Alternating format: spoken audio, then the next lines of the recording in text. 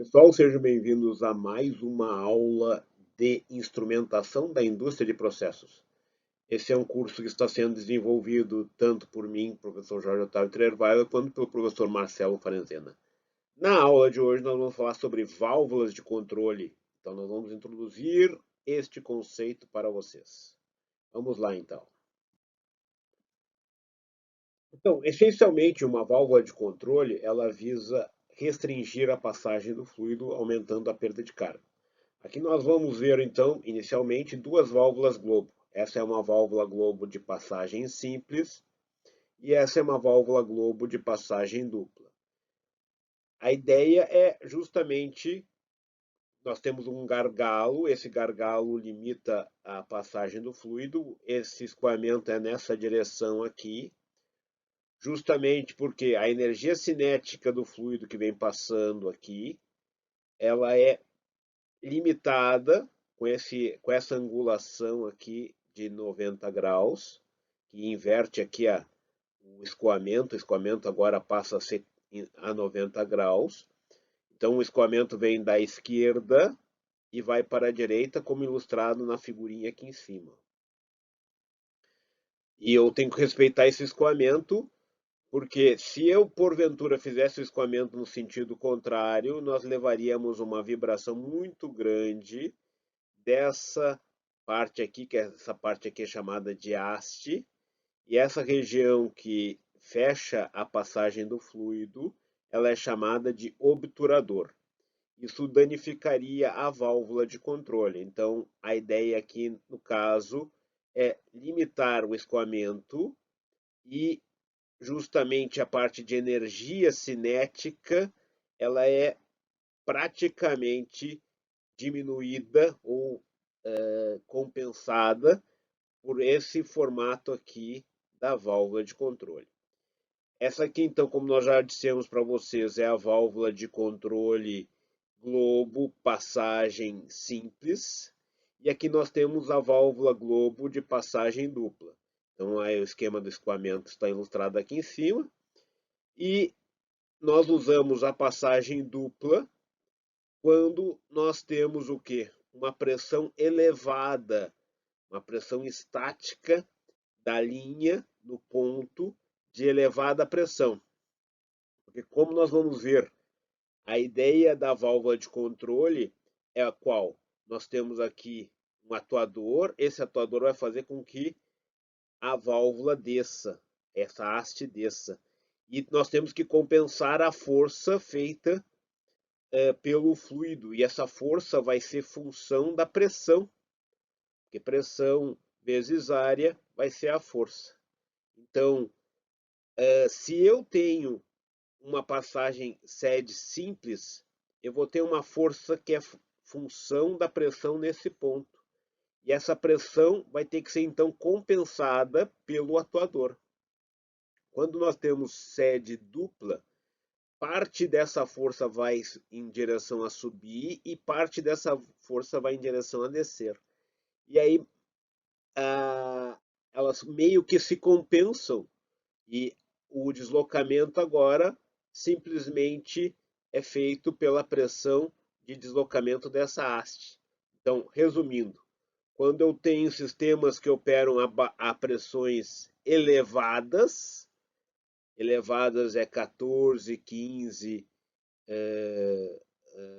15 bar, e quando eu tenho pressões baixas, relativamente baixas, eu uso sede simples e pressões elevadas eu uso sede dupla, certo? O escoamento aqui está ilustrado nessa parte aqui de cima da válvula, como ilustrado nesta figura.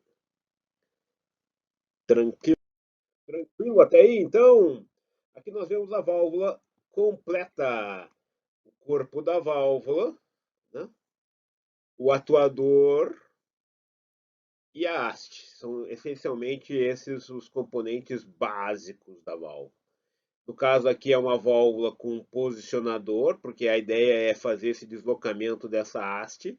Esse deslocamento dessa haste vai depender da força acontecendo nesse ponto, que está fortemente relacionada à pressão operacional, e a contraforça feita pelo atuador.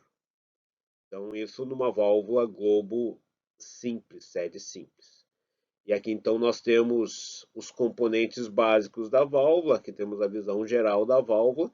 E o que é o posicionador? O posicionador, o que vai fazer com que haja restrição à passagem do fluido, é a localização relativa dessa rolha, que é chamada de obturador, ou trim em inglês, em relação à sede. A sede é o gargalo.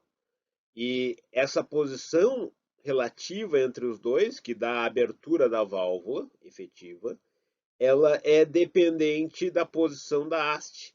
Só que a posição da haste depende da pressão colocada, por exemplo, num atuador pneumático que está ilustrado aqui, e a pressão do fluido. Só que dependendo da pressão do fluido e da pressão efetivamente que está colocada aqui, para uma mesma pressão, dependendo da pressão do fluido, a localização dessa haste não vai ser a mesma. E esse posicionador nada mais é do que uma malha retroalimentada, normalmente com controlador proporcional, que garante a posição, ou proporcional ou PI, que garante a posição da haste em si e consequente da abertura da válvula. Então, uma válvula com posicionador é uma válvula superior a uma válvula sem posicionador. A questão é que com posicionador uma válvula acaba sendo mais cara, certo? Então essa é a ideia até aqui. E agora nos próximos slides nós vamos detalhar isso com mais calma. Aqui nós estamos sugerindo 2 vídeos para vocês assistirem depois no YouTube. E esses 2 vídeos são bastante introdutórios e mostram, por exemplo, nesse primeiro vídeo, é apresentado diferentes tipos de válvulas e, essencialmente, uma válvula de controle é o que? É uma válvula tradicional, que existem diferentes tipos de válvulas tradicionais, com um atuador automático, ou seja, esse atuador que vai fazer o deslocamento da válvula. Normalmente, uma válvula manual, o que acontece? Você manualmente gira e desloca a haste, fechando mais ou abrindo mais a válvula. Uma válvula de controle nada mais é do que essa válvula tradicional de estanqueidade ou de restrição à passagem do fluido, feita de forma automática por um atuador. Então, esses 2 vídeos aqui são simples e fáceis de serem acompanhados e permitem com que vocês vejam diferentes tipos de válvulas. Embora a válvula globo, que foi a primeira das válvulas que nós vimos, seja a mais utilizada, existem outros tipos de válvulas. Todas elas, a ideia básica é o quê? Fazer uma restrição à passagem do fluido. Aqui nós temos, por exemplo, a válvula borboleta.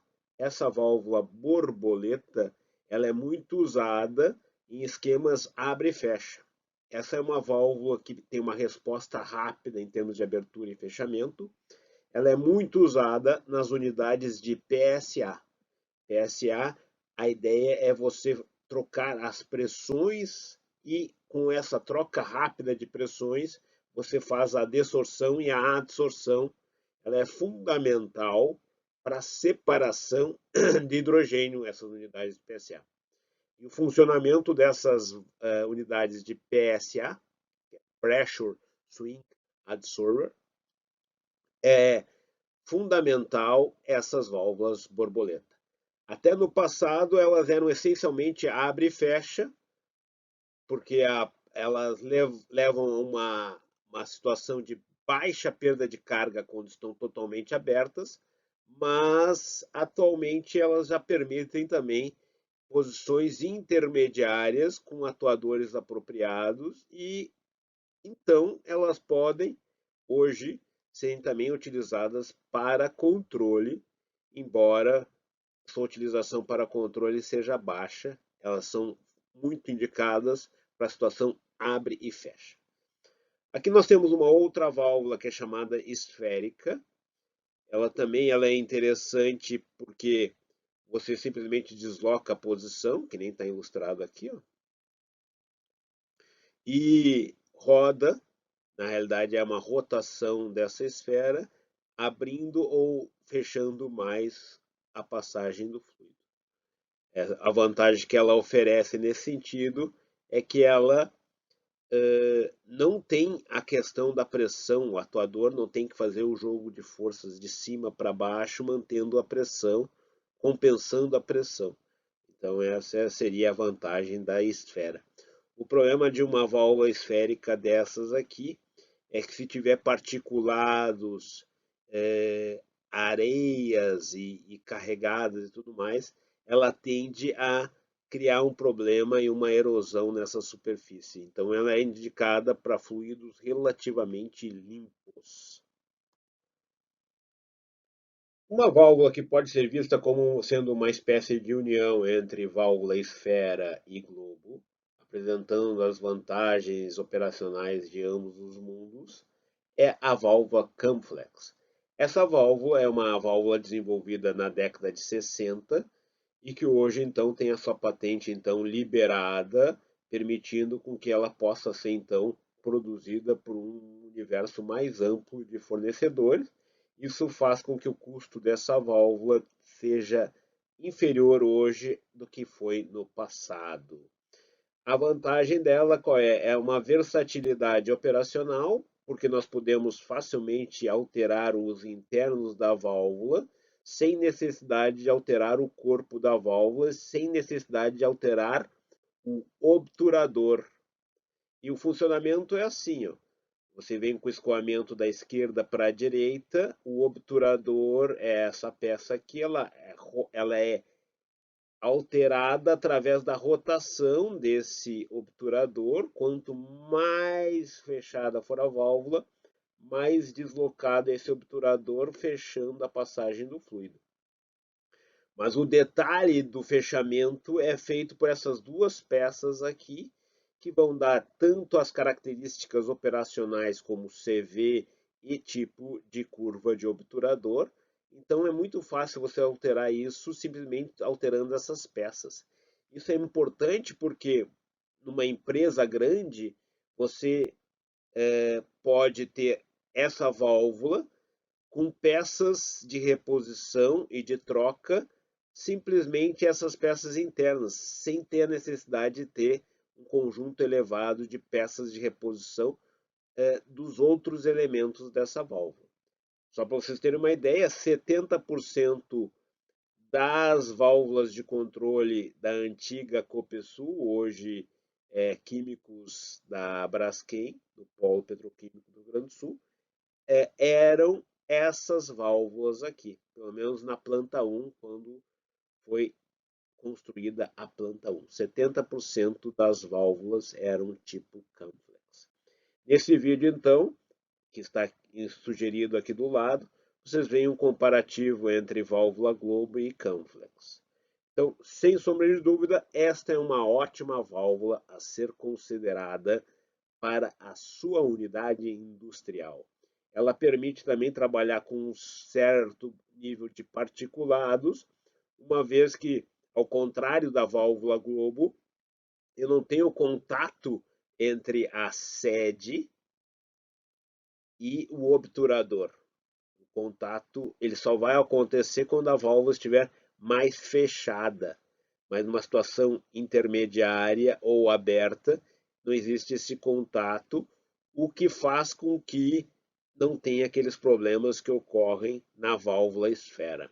Então é uma ótima opção, recomendo fortemente.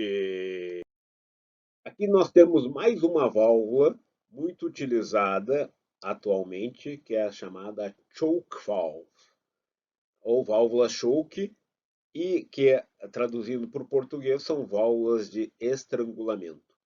Essas válvulas são fundamentais para a indústria de exploração de petróleo. Essas são as válvulas utilizadas para controlar o escoamento do petróleo nos poços. Então, ela é fundamental. O escoamento vem nesse sentido aqui que eu estou ilustrando e vai em direção à saída do sistema. Essa é a válvula, então, está ilustrado aqui o funcionamento, ela é fundamental para a produção de petróleo. Nesse vídeo aqui, que está sugerido para vocês, vocês veem então em maiores detalhes justamente essa parte de utilização desse tipo de válvula em poços de petróleo. Existem outros tipos de válvulas também, chamadas válvulas de três vias. A ideia de válvula de três vias é você ou ter uma vazão sendo bifurcada em duas direções, ou duas vazões entrando, saindo numa direção. Então, é misturador ou divisor de fluxo. E aqui vocês têm uma ideia que uma válvula industrial, no caso, essa aqui é uma válvula de três vias, você tem uma ideia do tamanho de uma válvula dessas pode ter. Aqui seria, essa aqui é a professora Luciane, do lado de uma válvula de três vias. E vocês estão vendo claramente que o tamanho da válvula é elevado, grande. Só para vocês então terem uma ideia de tamanho e de dimensões, certo? Então, essa seria mais uma válvula chamada válvula de três vias. No processo industrial, as tubulações são aéreas. Normalmente elas ficam a 3 metros de distância do chão, por uma questão de segurança. Aí nós temos as tubulações em geral, nos chamados pipe racks, e elas distam normalmente 3 metros do chão, justamente por uma questão de segurança. Por quê? Imagine que esteja pegando fogo aqui, a explosão ela ocorrerá somente na fase vapor, e com uma distância de 3 metros você tem uma menor vaporização e, consequentemente, uma menor formação de atmosfera explosiva. Então, por isso que as tubulações são aéreas. E se elas fossem mais próximas do chão, a espessura da tubulação teria que ser muito maior. Então, justamente por isso que as tubulações nos processos industriais são aéreas e distam normalmente 3 metros em relação ao chão. Mas a válvula de controle, ela está na altura do chão. Então aqui nós temos duas instalações típicas de malhas de controle e nós vemos então que ela fica próxima do chão. Por que ela fica próxima do chão? Dois motivos fazem com que isso ocorra. O principal deles é a manutenção da válvula de controle. A válvula de controle, ela tem que ser feita uma manutenção periódica e 20% das válvulas de controle tem um certo nível de agarramento, que é você manda a válvula fechar e ela não fecha adequadamente, ela tem uma resistência a fechar. E isso tem que ser resolvido periodicamente. Então, nessa situação, você não pode parar o processo. Por isso que a instalação de uma válvula de controle normalmente é feita dessa forma. Nós temos uma linha de bypass ou de desvio e quando eu vou fazer a manutenção da válvula, removendo-a e abrindo-a para fazer a manutenção, eu fecho essa válvula, e essa aqui então eu regulo manualmente a passagem do fluido sem parar a unidade industrial e com isso eu consigo fazer a manutenção dessa válvula. Então, quando você tem uma válvula instalada industrialmente, normalmente a configuração que se tem é essa aqui. Ó. Então, não aparece somente a válvula, aparece a válvula com uma linha de desvio. Sendo que, muitas vezes, essa válvula e esse caminho chamado caminho de desvio, bypass, ele deve estar fechado, certo? Mas por uma questão de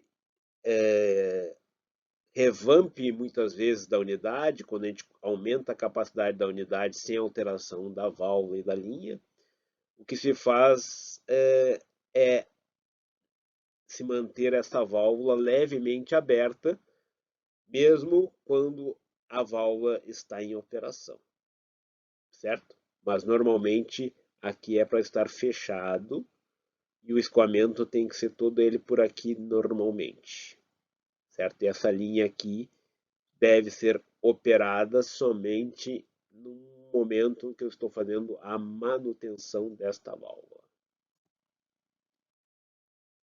Aqui então nós vemos a instalação da válvula típica, com a sua linha de desvio. O escoamento é nesse sentido aqui de descida, e aí ele vai subindo aqui. Então essa é a ideia do escoamento. O escoamento é nessa direção. Quando a válvula está fechada, o escoamento vai por aqui, pelo bypass. A representação no fluxograma de engenharia é essa aqui, ó. Então essa é a representação no fluxograma de engenharia da mesma situação que está ilustrada aqui. E vocês estão vendo que no entorno aqui dessa linha operacional, vocês veem que o chão da fábrica ele está totalmente vazio e com alto escoamento, ou seja, a ideia é não ter poças caso haja algum vazamento, que isso seja drenado rapidamente, evitando o surgimento de potenciais formadores de atmosferas explosivas, que seria a situação em que se pegaria fogo no chão, numa dessas poças, tendo hidrocarbonetos. Isso levaria ao aquecimento e a geração e a vaporização dentro da tubulação e, com isso, a geração de uma atmosfera explosiva. Como eu já disse para vocês, a válvula é a única parte que está no nível do chão, certo? O atuador pneumático é o atuador mais usado industrialmente porque ele é menos sujeito a falhas, ele é simples e tem menos problemas operacionais de manutenção. A desvantagem que ele tem é que eu preciso de um suprimento de ar comprimido. Então aqui nós temos um exemplo e os nomes empregados para representar o atuador pneumático, e aqui nós temos os nomes utilizados para representar a válvula de controle. Então, nós temos o corpo da válvula, a sede, que é o cage, o plug da válvula, que é o obturador, e assim por diante. E aqui no caso do atuador, uma parte importante é o diafragma e a mola que fazem o jogo de forças. Então, isso é o que nós vamos ver no próximo slide. Nesse slide, então, nós vemos novamente as duas peças combinadas, o atuador com o corpo da válvula, e os nomes empregados em si para descrever as diferentes peças. Um ponto importante que eu não mencionei ainda é que é importante a vedação. Essa vedação da haste, isso é feito com gachetas. E justamente essas gachetas são as que, com o tempo, elas começam a endurecer, a evitar, a prender a haste. E quando a gacheta começa a envelhecer e prender a haste, nós temos o que a gente chama de agarramento da válvula. Isso é extremamente importante porque o agarramento da válvula, a válvula, quando ela estiver agarrando, ela impede tanto a circulação e o deslocamento da haste para fechar quanto para abrir. Isso provoca uma oscilação operacional na planta, fazendo com que o fluxo oscile. E essa oscilação do fluxo, no caso, aqui seria o fluxo da direita para a esquerda, essa oscilação do fluxo leva uma alteração da qualidade de controle. Então, esse agarramento de válvulas de controle, que é essencialmente associado ao envelhecimento das gachetas que fazem a vedação, é fundamental e exige que as válvulas passem por uma manutenção periódica. Só para vocês terem uma ideia, em torno de 20% das válvulas de controle que estão operando hoje apresentam um nível de agarramento que impacta economicamente no sucesso industrial, ou seja, representa um retorno econômico se nós fizermos a devida manutenção. Então, manutenção de válvulas de controle é fundamental. Então, uma válvula ela é essencialmente um balanço de forças. Eu tenho a força do fluido tentando passar pelo orifício, pelo gargalo, e tenho a força contrária fechando a válvula, fechando a passagem do fluido. E nessa montagem de abrir e fechar, nós temos uma válvula com atuador pneumático, nós temos um esquema de mola atuando num sentido e ar comprimido atuando no outro sentido. Então, por exemplo, se a mola estiver no sentido de abrir, o ar comprimido vai fazer com que feche. Então, normalmente uma válvula com atuadores pneumáticos, ela é uma válvula com uma elevada área superficial. Por quê? Porque justamente a pressão vezes a área dá a força, e a força faz com que você contrabalance o efeito da mola e o efeito da força do fluido. Então nós temos esse esquema aqui, que é do atuador pneumático, e quando a gente fala de atuador pneumático, nós precisamos definir claramente se a situação da válvula, no caso de falha, falha seria o quê? Sem suprimento de ar comprimido, se a situação é de estar com a válvula aberta, então é fail open, ou seja, no caso de uma falha de ar comprimido, a mola vai fazer com que a válvula abra. Ou fail closed, que é a situação em que a mola é responsável pelo fechamento e o ar comprimido é responsável pela abertura, ou seja, quanto mais ar comprimido, mais eu abro a válvula. Então, essa é uma decisão importante relacionada à segurança do processo. E nesse jogo de forças, nós temos sempre uma incerteza, mesmo colocando uma determinada pressão na válvula pneumática, no atuador pneumático, dependendo da pressão que estiver acontecendo na linha aqui, a posição da haste não vai ser a mesma.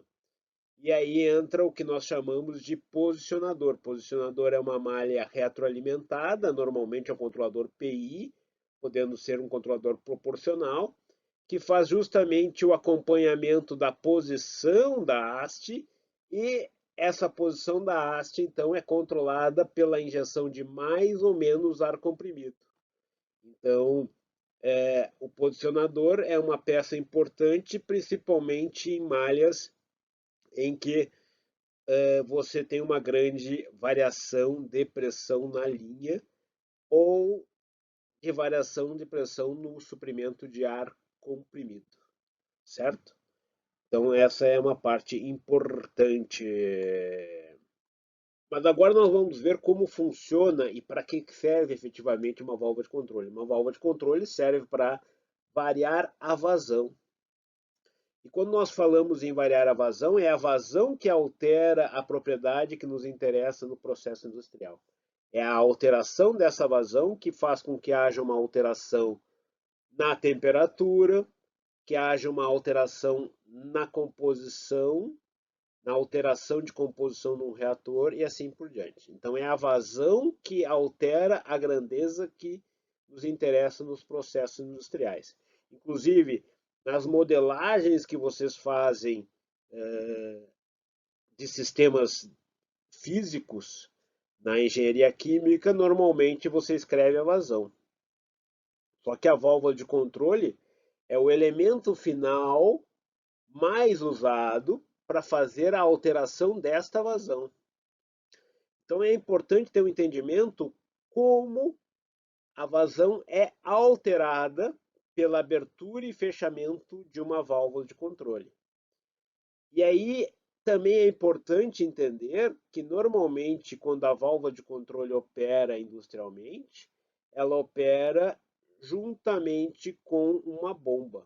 Então, é uma dobradinha bomba, válvula de controle, perda de carga na tubulação também entra nesse jogo, assim como a pressão estática. Então, aqui nós temos duas situações. Uma situação de vazão baixa, quando a vazão é baixa. Então, aqui nós temos a evolução do perfil de pressão ao longo do processo. A válvula, ela é responsável, no caso, por uma grande queda de pressão, mas quem fornece a pressão necessária para garantir e compensar as perdas de carga ao longo da tubulação, ao longo da válvula de controle e para também vencer o ΔP estático, que seria uma coluna de líquido, no caso de bombeamento por uma caixa d'água, é a bomba. Então, a bomba responsável por uma elevação. Então, a elevação desse ΔP aqui da bomba, é ele que fornece os outros ΔPs, que são, então, que têm que ser vencidos.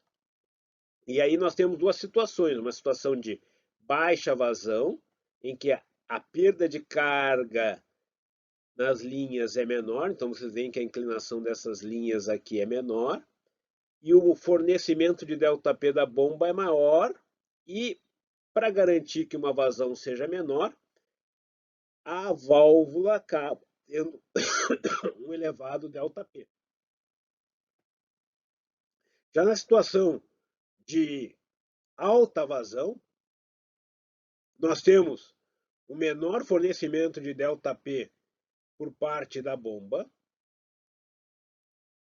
um maior consumo de ΔP nas linhas, o ΔP estático é o mesmo, e da onde vem esse ΔP? Uma vez que a bomba fornece menos ΔP, os consumidores, que seriam as tubulações, acabam consumindo mais ΔP, esse ΔP vem justamente da válvula de controle. Então aqui nós temos um gráfico que nós vamos detalhar melhor no próximo slide.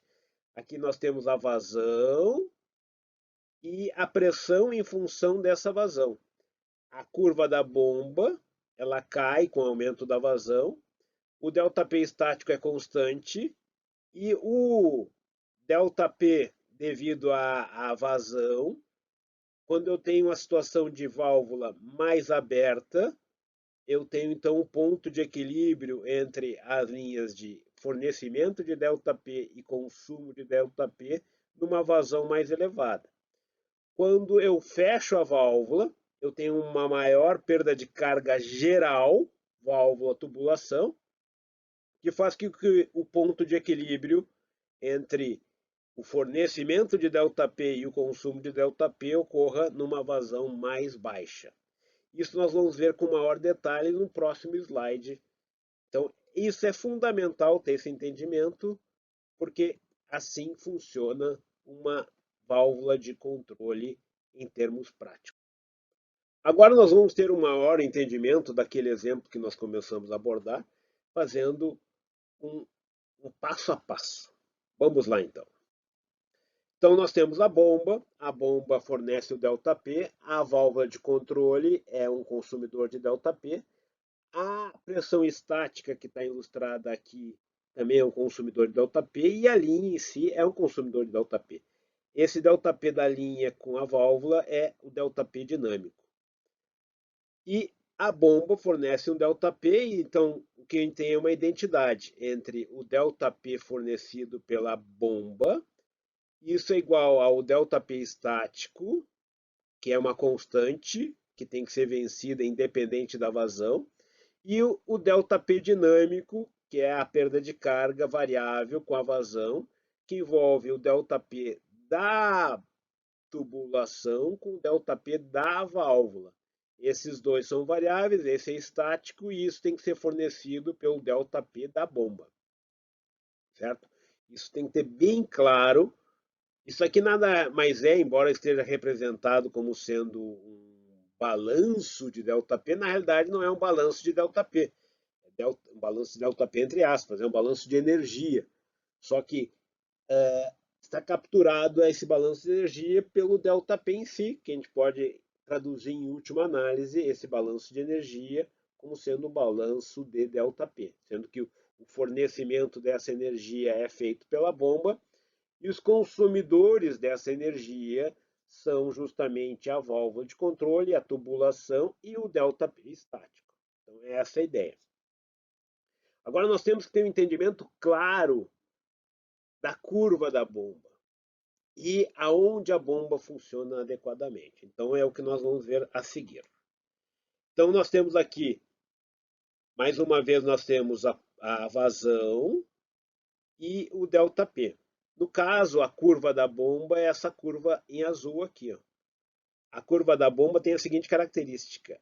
Uma bomba a gente está falando de bomba centrífuga. Uma bomba centrífuga ela vai ter um maior head ou maior ΔP fornecido quando a vazão for nula. E vai ter a maior vazão quando o ΔP for nulo. Então, esses dois pontos, o de maior head e o de maior vazão, são pontos fundamentais para descrever uma bomba centrífuga. Só que uma bomba centrífuga, o que é que acontece?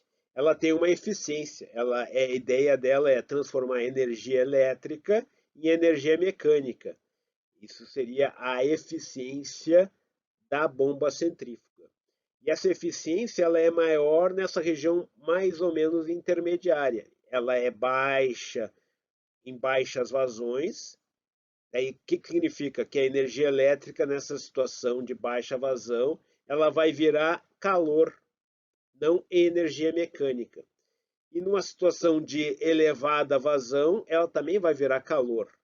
Então, a região onde a energia elétrica vai virar mais energia mecânica, ou seja, a região de maior eficiência, é uma região intermediária. Então, normalmente, quando você faz um bom projeto e uma boa escolha de uma bomba centrífuga, você quer que essa bomba opere mais ou menos nessa região aqui intermediária, certo?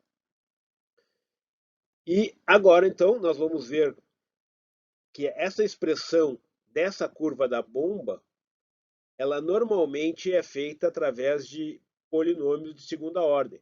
Mas caso eu não tenha um polinômio de segunda ordem relativo à curva da bomba, eu posso, sabendo a pressão máxima que ela oferece, que é o head da bomba, e a vazão máxima, eu posso aproximar isso aqui como sendo uma elipse, um trecho de elipse. Esse trecho de elipse aqui nada mais é do que o ΔP da bomba dividido pelo ΔP máximo ao quadrado, mais a vazão dividida pela vazão máxima ao quadrado, isso é igual a 1.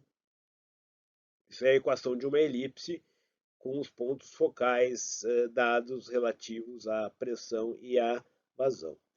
Colocando o ΔP em evidência, nós chegamos a essa expressão aqui, que pode ser utilizada para descrever esta curva relativa ao ΔP fornecido pela bomba. Então, é uma forma fácil e rápida de se obter uma curva de bomba, tomando como base dois valores: a vazão máxima permitida e fornecida para a bomba, que ocorre a uma pressão ΔP zero, e a situação em que eu não tenho vazão nenhuma, que corresponde ao máximo ΔP fornecido e possível de ser fornecido pela bomba. Bom, agora vamos nessa figura inserir o ΔP estático. O ΔP estático ele é constante, independente da vazão. Então, para vencer essa coluna de líquido aqui, eu sou obrigado a vencer justamente essa coluna independente da vazão, então é o mesmo valor para qualquer vazão. E nós temos também as duas situações: a situação em que eu tenho uma maior perda de carga, que faz com que A maior perda de carga é essa linha aqui, no caso, a maior perda de carga é essa linha aqui, é essa situação de maior perda de carga, que é a situação em que a válvula está mais fechada, e uma situação onde eu tenho uma menor perda de carga, que é a que leva a maior vazão. A intersecção entre essas duas curvas é o ponto de equilíbrio de vazão que se estabelece no sistema. Quando eu fecho a válvula, eu me desloco nessa direção, diminuindo a vazão. Ou seja, eu aumento a perda de carga. Então, essa é a ideia e é assim que funciona uma válvula de controle. No exercício que vocês vão ter que fazer agora em seguida, vocês vão fazer uma analogia entre um controle da velocidade do carro com o acelerador e com o freio. A analogia desse controle com os elementos válvula, bomba e vazão, certo? E com isso nós terminamos este vídeo, indo para o próximo, onde nós iremos no próximo apresentar o equacionamento da válvula de controle. Muito obrigado pela atenção e até o próximo vídeo.